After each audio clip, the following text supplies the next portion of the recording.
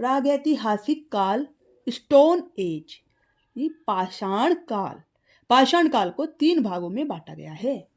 पुरा पाषाण काल, मध्य पाषाण काल, नव पाषाण काल। Palaeolithic, Mesolithic, Neolithic. Old stone age, middle stone age, new stone age. सबसे पहले हम जानेंगे पुरा पाषाण काल।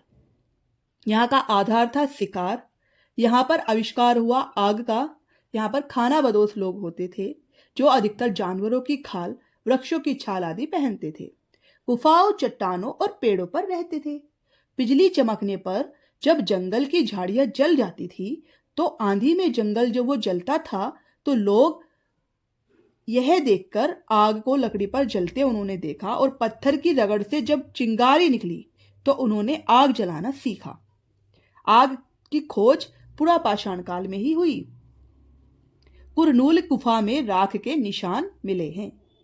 वहां पर लोगों को आदि मानव कहा जाता था और यहां पर पत्थर के औजार होते थे। इसे खाद्य संग्राहक काल भी कहा जाता है। दूसरा है मध्य पाषाण काल, मिडिल स्टोन एज। यहां से मछली पकड़ना प्रारंभ हुआ। ये 10,000 ईसा पूर्व से 8,000 ईसा पूर्व या 10,000 बीसीई से 8,000 बीसीई तक चला। बेहतर औजार यहां पर बनने लगे। हड्डी या लकड़ी के हैंडल पर पत्थर आदि को लगाकर भाले, तीर, आरी आदि बनाए जाने लगे। पहला जानवर यहां पर कुत्ता पाला गया और यहीं से अंत्येष्टि क्रिया का भी प्रारंभ हुआ। पशुपालन भी प्रारंभ हुआ और कई प्रकार के औजारों में सुतारी, खुरचनी, बाण ये भी बनाए गए। मिट्टी का प्रयोग यहीं से प्रारंभ हुआ। अवशेष, सोहन नदी और नर्मदा नदी पर इनके अवशेष भी मिले हैं। नव पाषाण काल, न्यू स्टोन एज, जिसे न्यू लिथिक भी कहते हैं। यहां से कृषि का प्रारंभ हुआ। जौ आदि यहां पर उगाया गया। पहिए का आविष्कार हुआ। कपास काटकर उसको बुनना, जिससे कपड़े का आविष्कार हुआ। मिट्टी के बर्तन बनाए गए, चाक बनाया गया, चमकदार पत्थर बनाए गए और यहां से आग का प्रयोग प्रारंभ हुआ। और यह युग 8,000 बीसीई से 4,000 बीसीई तक चला। यहां पर किसान बने।